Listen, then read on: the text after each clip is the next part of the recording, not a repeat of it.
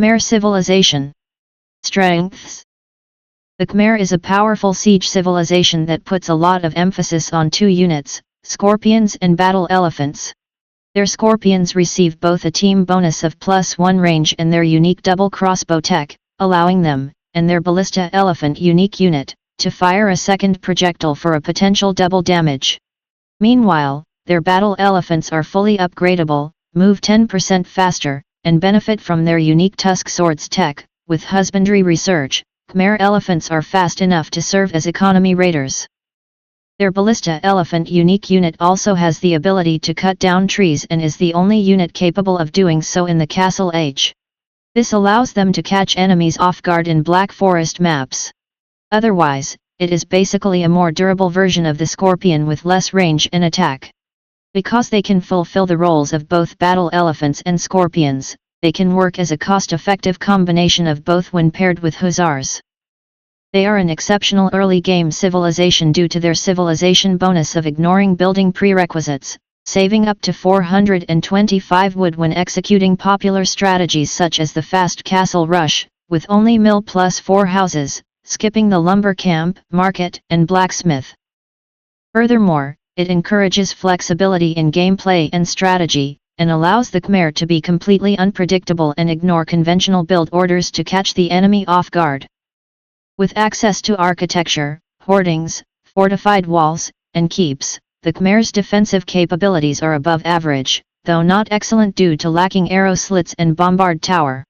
Additionally, their ability to garrison villagers in houses to protect them from raids, although they don't fire arrows, allows Khmer to save villagers where other civilizations might lose them. It bears remembering that walled-off areas are still accessible to Khmer villagers as long as a house is used as part of that wall. In the definitive edition, Khmer farmers gain the ability to drop off food from anywhere. This gives some unique options to the Khmer, such as farming in the back of the base without the additional cost of a mill, or building farms near advanced bases so villagers don't idle when they're not building military buildings, i.e., after a castle drop. Weakness. Their infantry lines are weak. They lack the champion upgrade, as well as squires, supplies, gambesons and plate mail armor, resulting in incredibly weak halberdiers in late game. Despite getting access to arbalesters as well as heavy cavalry archers with Parthian tactics, both fight poorly due to not having perfect accuracy without the thumb ring upgrade. They still have effective crossbowmen in the early Castle Age and solid skirmishers and hand cannoners. The Khmer's ability to build buildings or advance ages without prerequisite buildings is difficult to use well. It can be incredibly strong, but it can also backfire hard. For example, if the Khmer attempt to go for a fast Castle Age for a battle elephant rush without building other important buildings, they will not only have a weaker economy, but can be punished hard by a feudal archer or scout rush, due to inability to produce spearmen and skirmishers, or even a night counter rush. The Khmer should use this civilization bonus wisely and adjust to their strategies based on civilization matchups, maps, and situations. Strategy. The Khmer are a very unique civilization on their own, since they do not need to build any prerequisite building to either advance to the next age or unlock other buildings. This makes the Khmer not only incredibly versatile, but also incredibly unpredictable when it comes to gameplay and strategy. It is possible to go for a fast Castle Age rush within under 15 minutes since the Khmer save a lot of wood and time when advancing to the next age, although such strategy would leave them vulnerable to enemy raids in open maps. The Khmer can go directly for an archer or scout rush in the Feudal Age without the need to build a barracks, hence allowing the Khmer to close out games in the Feudal or Castle Age relatively quickly. Regardless, when playing the Khmer, it is important to be unpredictable on what you are about to do. Unlike other civilizations, the Khmer houses are capable of garrisoning villagers. This ability enables them to minimize losses when an opponent is raiding their towns, so it is advisable to create houses near the working areas of the villagers. This bonus can also be valuable for turtling as the houses can be used as a wall substitute while allowing villagers to still pass them, by garrisoning and ungarrisoning on the other side. Early on, the Khmer can go for either archers or cavalry. The latter is preferred due to the Khmer farming bonus, which makes collecting food much easier. They should transition into battle elephants and scorpions or hussars and ballista elephants as the game progresses. One of the biggest strengths of the Khmer is their strong scorpions. In fact, a fully upgraded heavy scorpion can outrange a fully upgraded siege onager, except Korean ones, if the scorpions are microed properly. The ballista elephant is effectively a tankier version of the scorpion with lower range and attack, but the natural tankiness itself makes them very threatening against massed infantry and archers. Their ability to cut down trees makes the Khmer one of the top-tier civilizations in Black Forest maps, allowing them to catch enemies off guard when playing defensively. Ballista elephants should be well protected though, as they still have their typical cavalry, siege weapon, and elephant-based weaknesses, especially monks, so they need to be protected based on the enemy's army composition. Across from their powerful siege, the Khmer have some of the best battle elephants in the game. Having a 10% faster movement speed helps reduce the clunkiness of battle elephants, and makes them much more able to force fights and utilize their high stats. Their second unique tech, tusk swords, makes their battle elephants even more threatening as well. The Khmer are also very solid on water maps, since they have access to every essential naval unit and upgrade, only lacking the two-man saw, shipwright, and heavy demolition ship. In fact, thanks to their civilization bonus not needing to build any prerequisite buildings, the Khmer can easily skip out on mill or any other military buildings and simply focus on building a dock and blacksmith with fishing ships and fish traps as their main food income. In general terms, the Khmer are a fast-paced civilization with emphasis on unpredictably. They can perform a variety of strategies: scout rush, archer rush, fast castle, night rush, galley rush. Better and faster than most civilizations. Those who enjoy playing civilizations with versatile playstyles such as Byzantines, Malians, and Chinese can find themselves home with the Khmer, especially for players familiar playing as the Chinese, since the Chinese share the same high skill cap as the Khmer. Patch changes. The Khmer were given the Arbalester upgrade, which is fitting historically, since the Khmer Empire is known to have used crossbows frequently in their armies. This allows the Khmer to perform a slow push strategy with trebuchets, siege rams, and halberdiers, but their arbalesters are still weaker than usual, due to the lack of thumb ring. Strategy changes in the definitive edition. The Khmer's naval power is weakened drastically with the loss of shipwright, which is most likely to balance out their ability to build any building or advance to the next age without prerequisites. Their battle elephants are also weaker, since their base attack is reduced to 14, but were given the Hussar upgrade to improve their trash war potential and late-game cavalry. The Khmer are given faith to make their siege weapons and battle elephants less vulnerable to conversion. Since update 34,699, their farmers now do not require drop-off sites, the food gathered goes directly to the stock, so farms can be much more freely placed, while at the same time, they save walking time for increased farming rates. This lets the Khmer place farms around their houses, around towers, or castles, which lets them better defend from a raid. Since update 36,906, they lost access to the bombard cannon, and have to rely on heavy scorpions, ballista elephants, and trebuchets to destroy buildings from afar. The update also reduced the work rate of their farmers by 3%, mainly to compensate for the new bonus of their farmers. They are still effective economically. In update 37,650, they lost access to supplies, with the purpose to balance their new farming bonus in the early game.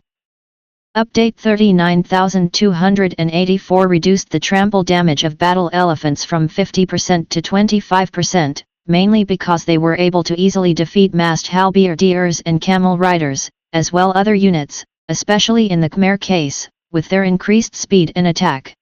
The reduction allowed their natural counters to work better against them in a pitched battle. Update 42,848 weakened the Khmer's strengths. The battle elephant's attack against buildings was reduced to 4 for standard and 7 for elite, the collision size for elephant units was increased, the farming bonus was further reduced to 5% slower, the battle elephant speed bonus reduced to 10%, and finally, the tusk sword's technology cost was increased to 300 wood and 450 gold. All these nerfs take the direction for balancing team games because the Khmer were able to reach the castle age quickly, as fast as after 14 minutes, thus being able to deploy their feared battle elephants in overwhelming numbers which were able to outrun foot archers and supported by a growing food source of their farmers, giving their team a huge advantage and being considered overpowered in team games. However, their battle elephants are still a strong unit to raid and fight in prolonged melee fights and can still outrun foot archers, but now they need to research husbandry to do that. Alliances. The Khmer work best in the pocket position, with their farming bonus, ability to quickly advance through the ages, and strong variety of units. The Khmer work well providing either melee or ranged support, though they prefer an ally with mobile options and a reliable anti-siege unit. Their team bonus only helps out an ally with good scorpions but is useful for those who do. Chinese. The Chinese will love the Khmer extra range for their heavy scorpions, noting that the Chinese main weaknesses for their heavy scorpions is the lack of siege engineers, and fully upgraded Chinese heavy scorpions with the rocketry technology will make the Chinese heavy scorpions more threatening. If the Khmer wish to utilize their fast and tough bruiser, their battle elephants, the Huns are also a great ally.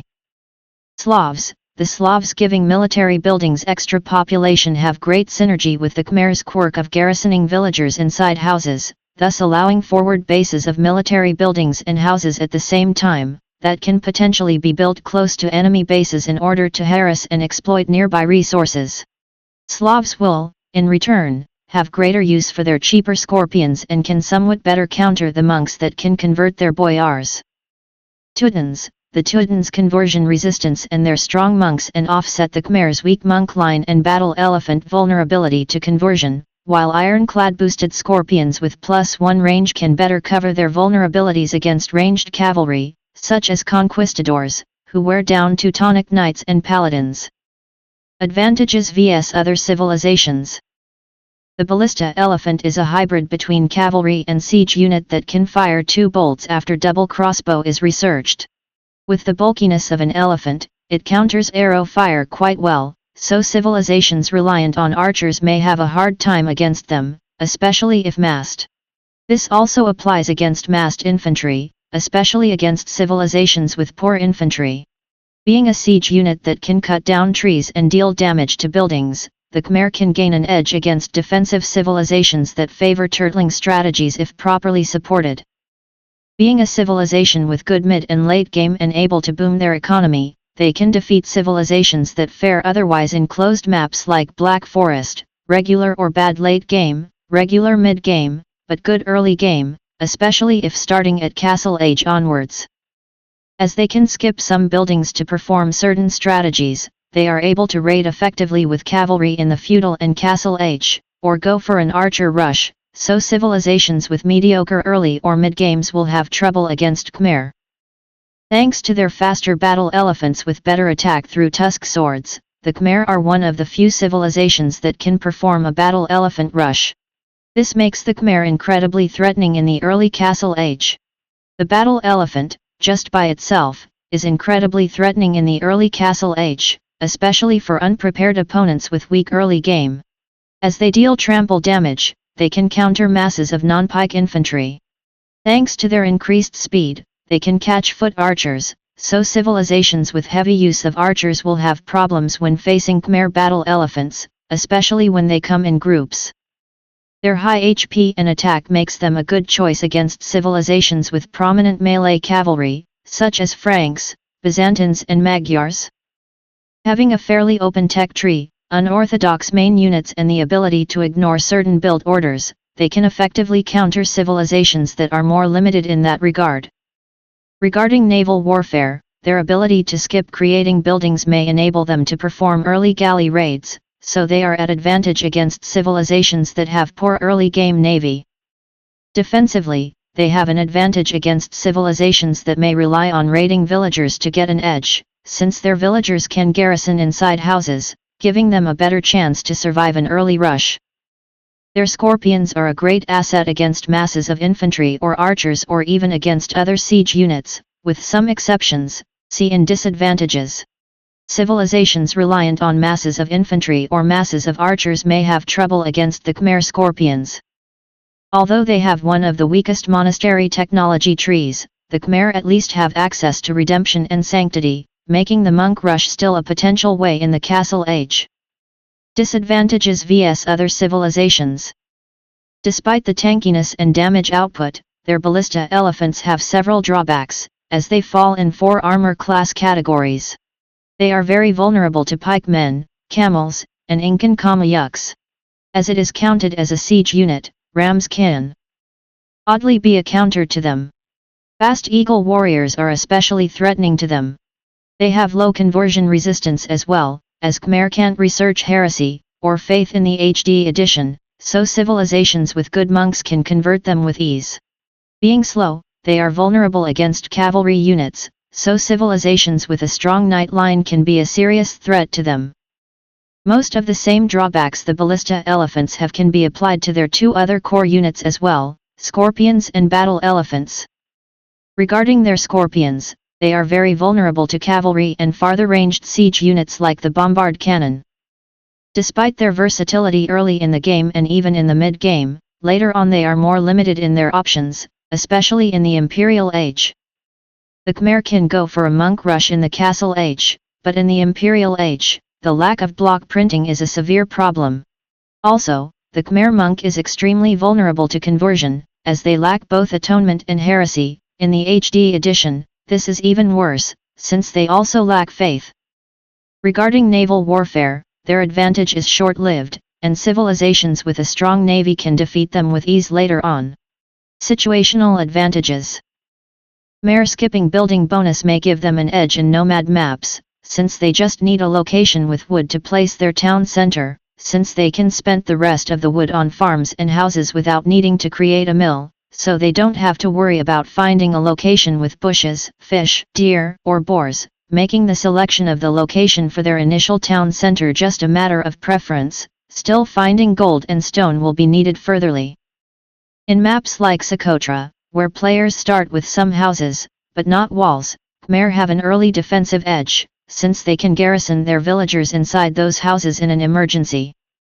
Their ballista elephant gives the Khmer a very distinctive advantage in densely forested maps, like Black Forest, as these are the only siege units in the Castle Age that can open a path through the forest, enabling them to make surprise incursions into the enemy town much earlier than any of their counterparts. Their house bonus is also a great asset in Black Forest, since those can be used sometimes as wall replacement, but in the Khmer's case, it may be used as a replacement for a gate exclusively used by villagers. Being a civilization where most of their bonuses shine in the Castle and Imperial Age, they can wall up in these kinds of maps, then boom, and attack. The same logic applies in maps like Fortress and Arena. Having access to hand cannoneers and bombard cannons as well as battle elephants, good scorpions, and an unorthodox unique unit, they are well suited for post-imperial matches. As they can age up without needing to create buildings, in deathmatch mode, they can take that as an advantage, since they can start the game advancing to the next ages until reaching Imperial Age, while their 3 initial villagers create houses and military buildings, and town centers once reaching Castle Age. Similarly, in high-resource settings in random map games, they can skip Dark Age and Feudal Age, this last if starting in the Feudal Age. This ability is also very helpful in Wonder Race mode. Thank you for watching the video. Please give me a like or follow me so I have the motivation to create more new videos. Chanel Jahamvi thanks you very much.